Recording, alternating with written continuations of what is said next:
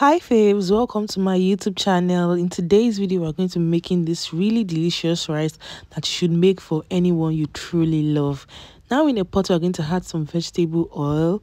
You also want to go in with your tomato paste, and the goal is to fry this until it looks crumbly, because if you do not do that, your tomato paste is going to give your food this kind of feedback, like a slapping effect that you do not like. So you need to fry this continuously until it is no longer this bright tomato red, maybe until it looks a bit dark. That's when you know that your tomato paste is ready to be used. Okay, so this is what I have here. It's already crumbly. Even though it looks burnt, do not worry, I'll get my tomato paste back. Now I'll add some chopped onions to this and proceed to fry again. Like this time I am making sure that the onions are well fried, because if these onions are not well fried, they will all turn out green in the food, and that is not what you want to see. So you want to ensure that your onions are well fried. If you notice, you see that my tomato paste has started to get burnt, but don't worry, like I said, we'll get it back. Now I'm going to be adding my pepper mix. My pepper mix is a combination of tomatoes, scotch bonnet, local bell peppers, also known as tatashe, and then chili. Now I'm adding my jollof spice, and then I'm also adding some seasoning and salt. That's just it, basically. So my jollof spice already contains ginger, garlic, and all the bay leaves and everything that I need to use.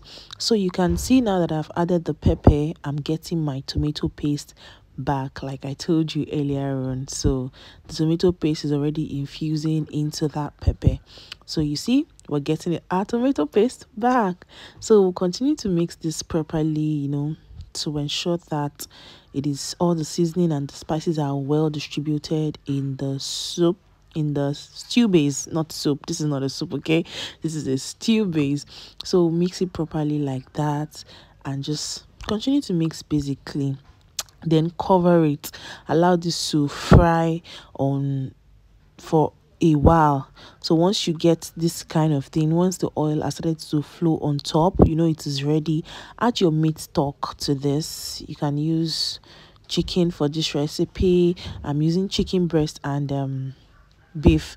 So now I've added my rinsed rice. This rice is rinsed, okay?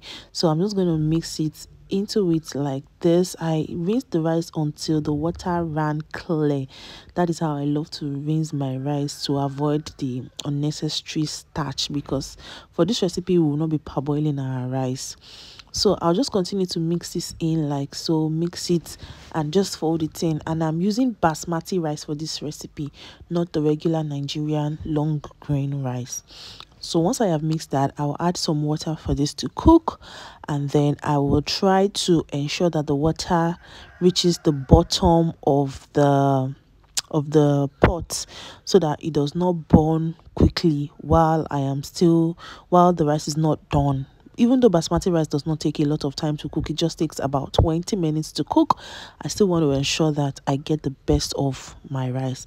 Once it looks like this, I'm going to add my chicken breast and my beef. I already fried this. I boiled and fried them, and that was the stock I used earlier on. So I'm going to mix this in like this, but I wanted to give that smoky flavor, that Niger vibe.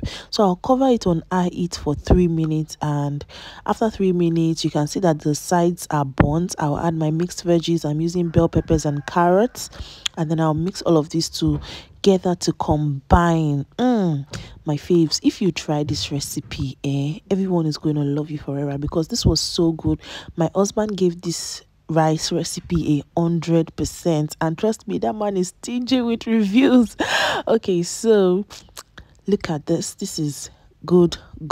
You should definitely try this and share it with someone that you love or someone that you care about, and they will love you forever. Now I'm going to be serving this in a plate, and this was so yum. Like you can see from the color, it's a burst of color, a burst of vibrancy, and all that good stuff that you can ever imagine in jollof.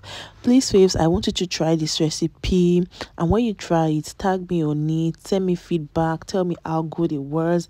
And I just want to hear good things from you about this recipe, and then I'll top it up with some turkey because all right, bye.